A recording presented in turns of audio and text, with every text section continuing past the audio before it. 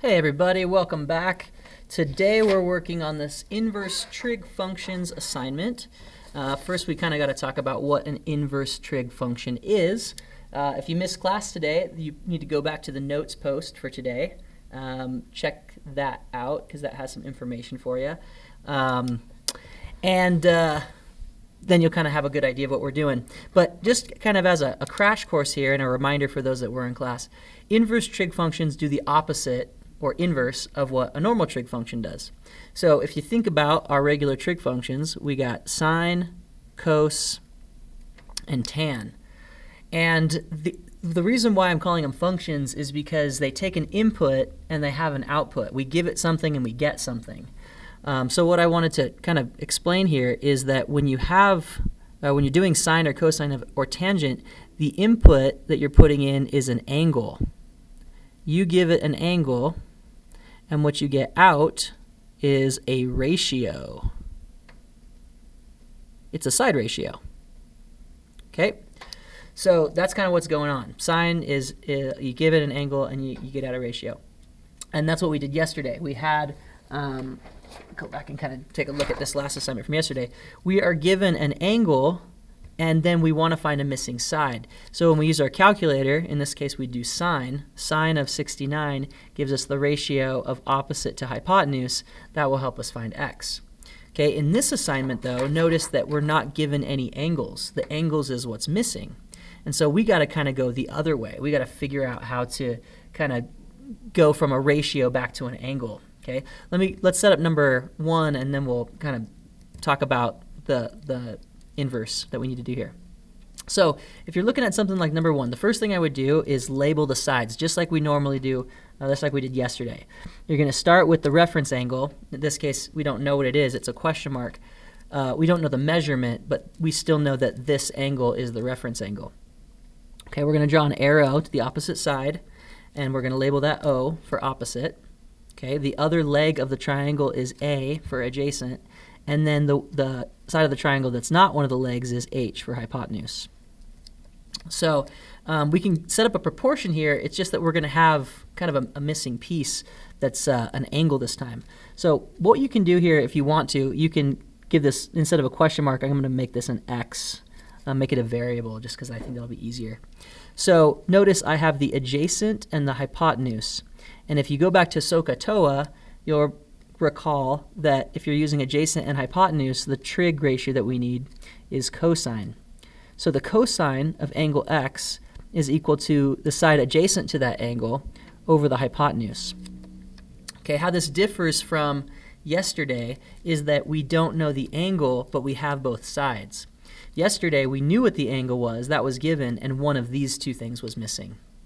Since our calculator will give us the cosine ratio if we put in an angle, we can solve for that missing side. But today, we need to do something different. As I said before, the cosine function takes an angle as an input and gives a ratio as an output. If we want something that will do the opposite, we need an inverse trig function, something that goes backwards, basically. So what we have here is we have sine inverse, or the inverse of sine. We have cosine inverse, or the inverse of cosine. And we have tan inverse. And the little -1 that looks like an exponent is actually you just say inverse. That just means the opposite or the inverse of what those functions normally do. And if you look at your calculator, get kind of close here, you'll see that you got sine, and then right above sine you have sine inverse. You have cos, and then right above cos you have cosine inverse. You have tan, and then right above that you have tan inverse. So in order to get to those functions, you go shift, and then you choose that function. So if I hit shift sine, that's going to give me sine inverse. Okay, what we got to know here, again, is what's the input and what's the output. So for these inverse functions, we actually give it the ratio, and it gives us out the angle. That's true for all of these. So this is kind of a summary a little bit of what we talked about in the notes. So these three guys, these three functions, sine, cosine, tangent, the input is an angle and the output is a ratio. When we type in like sine of 47 or sine of 53 or whatever, we usually get a decimal.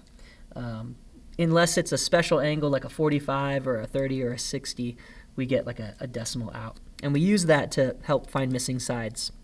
of triangles. The inverse ones, we give it a ratio, usually in a fraction form because it's like two sides of a triangle that we know, and then we get the angle out. Okay, so in this case, how we kind of unravel this to get x by itself is we go backwards. We do the inverse of cosine. So we say, okay, cosine of an angle equals a ratio. The inverse cosine of the ratio gives us the angle. So notice this is cosine of an angle equals a ratio. This is the inverse cosine of the ratio gives us the angle. So all I really have to do is type in this stuff, and I'm going to get the approximation of that angle. So we're going to go in here, and we're going to do shift cos. That gives us the inverse. So I see the little -1. That means I'm getting the inverse here. And I type in the ratio, and that's going to spit me out this approximate angle. Now we're going to have to round here, so we got to read the directions, and it says find the measure of the indicated angle to the nearest degree. So we're just going to round it to the nearest, basically, whole degree. So that's like no decimal points. So 48.1 is going to round to about 48 degrees.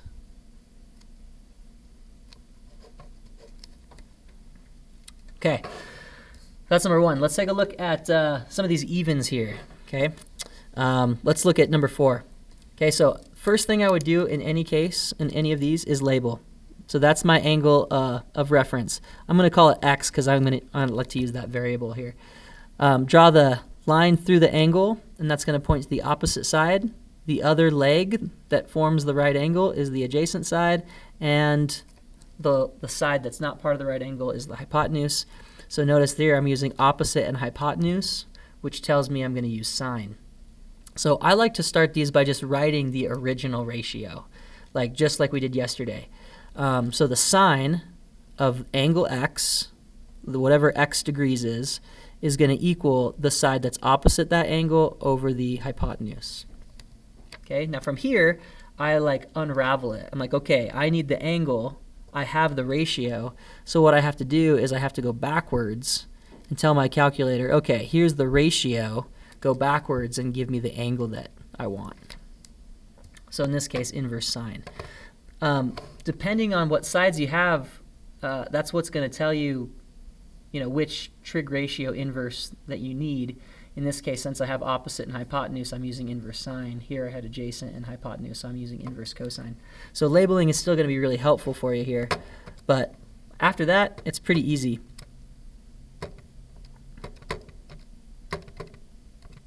So I'm just typing this guy in. Okay, that's going to give me approximately 36 degrees, and so on. Okay, all these are pretty much the same. So I'm just going to do one more with you, and I think that will probably be enough to get you going. In terms of showing your work, what I'm looking for, what I like to see when I'm looking at homework, is I like to see this kind of stuff. Right? I like to see you writing out the ratios so that I can still see you understand inputs and outputs, right? Input, angle, output ratio. You're kind of showing me or stating a fact about this, and then you're reversing it, showing me that you know to do the inverse. You conceivably could do this and just kind of use your calculator, but in order to show me that you know what you're doing, you can write out these this proportion and then the kind of equation that comes from it. All right, so for number 6, I'm going to call this x again. This is my reference angle. I'm going to draw my line here. That's going to point to the opposite side. The other side that makes the right angle is the adjacent side. And the other side of the triangle that's not part of the right angle is the hypotenuse. So the two sides that I have are O and A. So opposite and adjacent, that means we need to use tangent. So I'm just going to start by writing my proportion, basically. The tangent of x degrees, whatever that is going to be equal to 29 over 44. Okay? Now again, normally I give tangent an angle and it gives me out a ratio, but I have the answer, the ratio, and I want to go backwards and get the angle. So we're going to do the inverse here of tangent. We're going to give it the ratio, and then it's going to give us the angle. So inverse tan of 29 over 44 is about 34 degrees. We round to the nearest degree. Okay, let's go ahead and box our answers so we can be clear. what we're doing. So that's what's going on here. All right, not too big of a deal, not too hard. We can apply the trig functions and the trig inverse functions in several ways, lots of different ways. We talked about some of those in class today. But some of the ways we can apply them have to do with angles of depression and elevation. So I apologize here. This is kind of light, the way the copy came out. So hopefully you can actually read this a little bit better on the copy that you have. But yeah, so what we're going to do is some of these we're going to draw a picture, and we're going to talk about the angles of depression and elevation. Now, in your notes from today, we talked about those angles of depression and elevation. But essentially, all we're talking about is like you're either looking up or you're looking down. Okay, so real quick, if I'm standing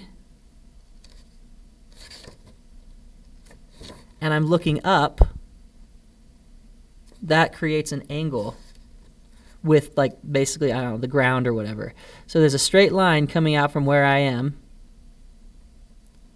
and then there's an angle formed by me like looking in the upward direction. So we're talking about like this kind of an angle here. Okay, so that's called an angle of elevation. Okay, if I'm standing like up higher on a surface, like a building or a cliff or something, and I'm looking downwards, that also creates an angle.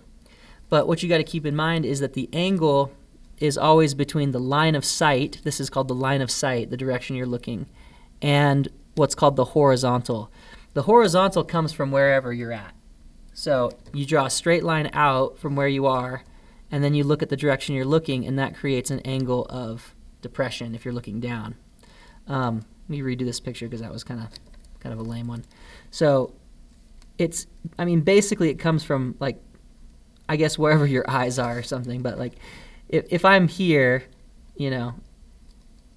we got this kind of thing, and then we got this kind of thing. So there's like a horizontal line coming from where you are, and there's the line of sight where you're looking, and that creates an angle. So that's all we're talking about. Okay, not too big of a deal. The wording is kind of probably more confusing than the actual math that you have to do with it. So I'm going to help you set some of these up, and then you can solve them from there. Okay. If you can, I would recommend reading through these and trying to set it up yourself for practice. So this is more if you've already tried and you're having a tough time. I don't want to take the challenge away because the challenge is actually where you learn. So give these your best shot, read them through, try to set them up. If you need a little extra help, I'm going to help you with that. All right, so we got this flagpole. We got an angle of elevation of the sun. We got a 7.6 meter flagpole casting an 18.2 meter shadow. So let's draw it out, okay? So we have some flagpole right here, and the flagpole is 7.6 meters. And when the sun shines, it's going to create a shadow. So here's the shadow of our flagpole. And depending on the angle of the sun, the shadow of the flagpole is going to be, maybe longer or shorter, whatever it happens to be. So the idea here is we got this angle. The sunlight is going to be shining down at a specific angle that's going to create this shadow. So the angle that we're interested in is this guy. Okay, we have the length of the shadow is 18.2.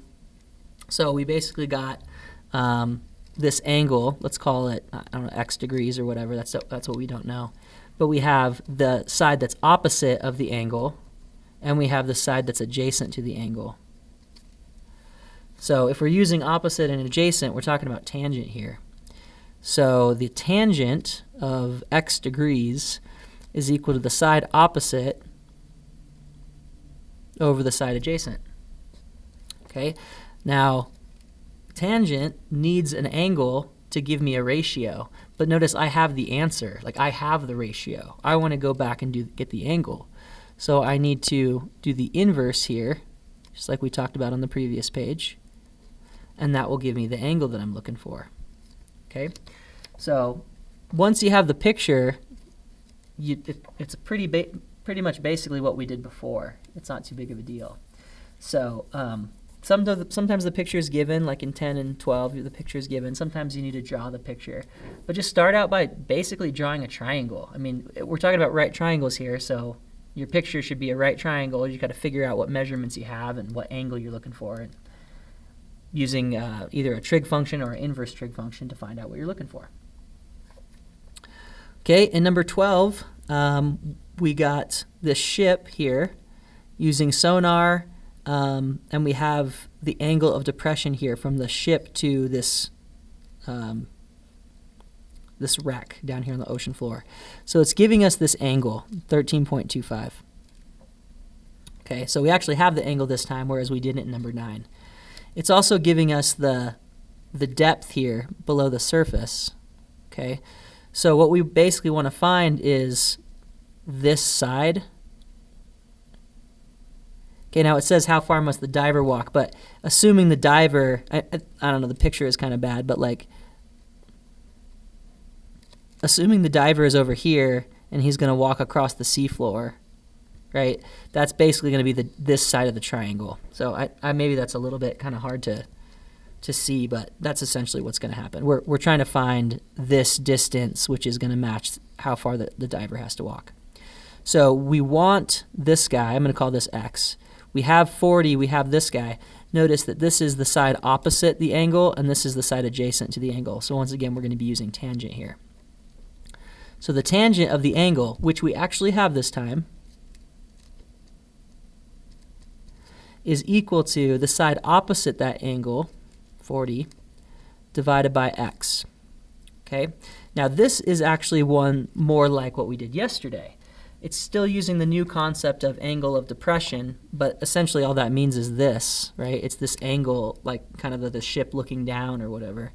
So the language is a little bit new, but other than that, we're going to solve this. We're going to solve for a missing side of this triangle. So you don't have to use any inverse trig functions here because we actually know what the angle is. We're missing one of the sides. So we're going to cross multiply. So x times tan of 13.25, whatever that is going to be equal to 1 times 40. Okay, now from here to get x by itself, we have to divide by whatever number is multiplying x. And remember that tan of 13.25 is just a number. Just happens to be irrational. So x is going to be equal to 40 over the tangent of 13.25. So I'm going to let you do that part. Just like up here, you're going to kind of finish these problems. I basically did all the hard work for you, and hopefully you can follow that. Hopefully that makes sense. But you'll finish it out here and figure out what that answer is exactly. Well, approximately, I should say, because it's going to be a decimal that you're going to have to round. So what does this come out to be approximately? All right, let's keep going. 11, we have a sledding. Okay, so we have a sledding run. It's 300 yards long with a vertical drop of 27.6 yards. Find the angle of depression. All right, so again, we're going to draw a right triangle. Think about sledding down a hill.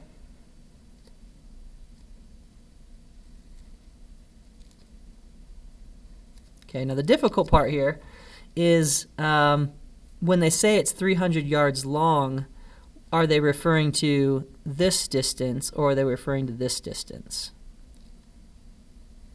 Okay, my guess is they're talking about a sled run. They're talking about this diagonal distance. When you like ride your sled down, you're going to have to go across this distance, right? So we got 300 yards. That's how long the sledding run is. The vertical drop that you're going down is 27.6. And we just want to figure out what this angle is, right? The angle of depression. So it's, just another trig question. This time we're looking for an angle again. Okay, so we have the side opposite the angle. This is the adjacent side. Those two make the right angle. The line that's not part of the right angle is the hypotenuse. So we got opposite and hypotenuse, which tells us we're going to have to use sine here. Opposite over hypotenuse is the sine of an angle.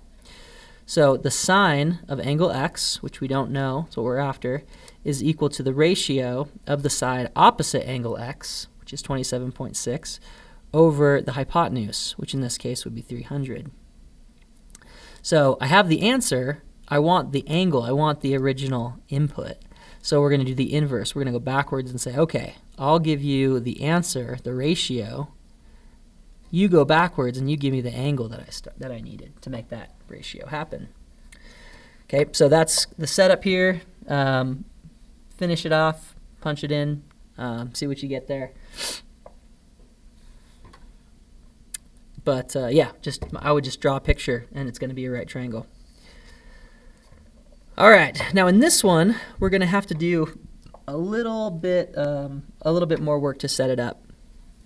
So it looks like what we want is the distance across the crater. Now this is kind of hard to see, but my crater is right here. And this distance is what we're looking for. Okay. Notice that when this little moon lander right here, as it's like looking down here, the guidance system, it says, is creating these angles of depression. So 16 degrees is an angle of depression, and 29 degrees is another angle of depression. Let's see if I can get in a little closer here. Now those angles are not the angles that we need, because what we really want to do is we want to find some sides of these right triangles. So notice there's a right triangle here, and there's a right triangle here. We can use trig to find the length of this side, and we can also find the length of this guy, t. So they call this distance n, they call this distance t. And if we do t and we subtract n, we get this, the length of the crater, basically, which is what we want. So we're going to have to basically solve for sides of two different triangles, this right triangle and this right triangle. And we got to figure out what those angles are, because they're not given to us. But what we do know is that this is a right angle, this full thing right here. The angle made by this vertical drop and this arrow here is a right angle. So we're just going to do a little subtraction to help us get there. What I'm going to do here is I'm going to redraw these two triangles and kind of put some of our information down. So we got the bigger triangle with the long distance, and the bottom of that is called t.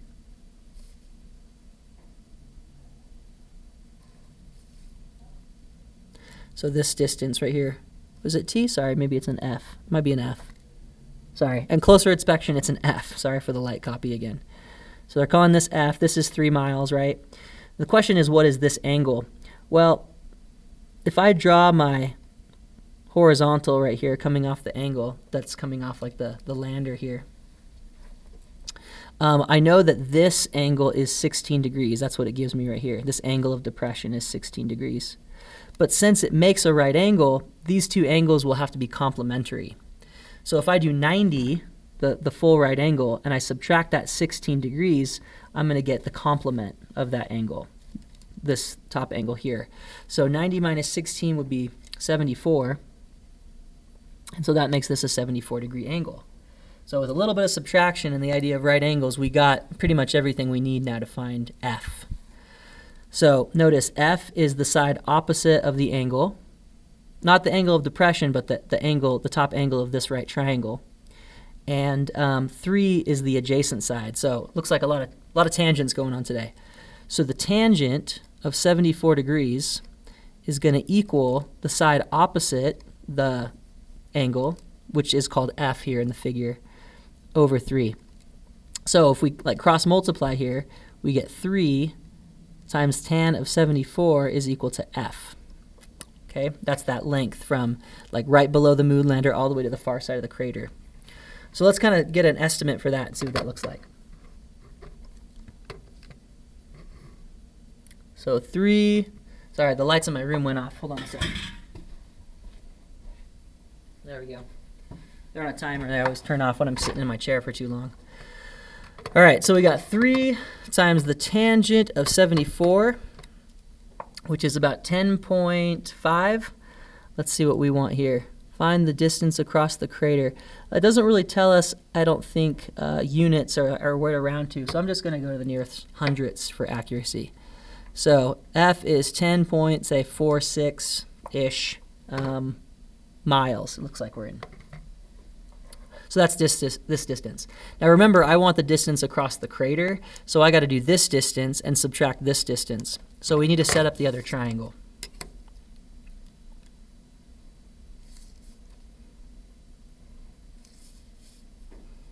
So inside the bigger triangle, there is this smaller triangle. That's this guy. And they called this n. This distance right here is n. This is still 3 miles. Okay. Now let's think about this again. If I draw my horizontal, the angle of depression from here to here is labeled as 29 degrees. Since this is going to be a right angle here, the horizontal, excuse me, to this drop here, this vertical distance, the height of the lander, is going to create a 90-degree angle. So to find this angle, it's 90 minus 29, which is going to give you 61 degrees right there. So that's the angle of the triangle that I'm looking at. So again, I have opposite and adjacent. Okay, so that's tangent of 61 degrees equals the side opposite over the side adjacent. So again, cross multiply. I got 3 times the tangent of 61 equals n, or n times 1. Let's get an approximation for that.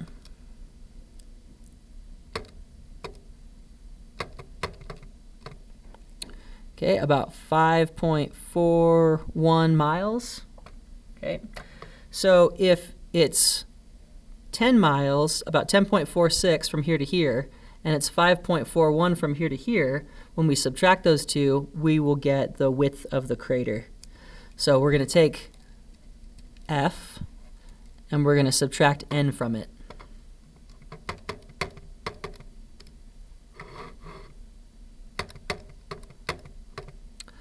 Okay, now the setting of the calculator is it's set to give me an exact answer if there is one, but remember these are decimal approximations. So let's change it to a decimal. Okay, that's about 5.05 miles. That's how wide this crater is. Okay, so problem like this, where you have two angles of depression, you basically need to take the 2 right triangles and find the bottoms. But because they don't give us the angle of the triangle, they only give us the angle of depression, we have to use the kind of 90 minus the angle to get the angle of the triangle that we're after. Whoa, I got really busy doing that one, and I didn't realize that I actually just did the whole thing for you. So I guess I did most of these for you, except for giving you the final answer. And yeah, hopefully that's helpful for you and not, holding your hand too much. But yeah, there you go. All right. Thanks for watching. I'll see you guys in class soon.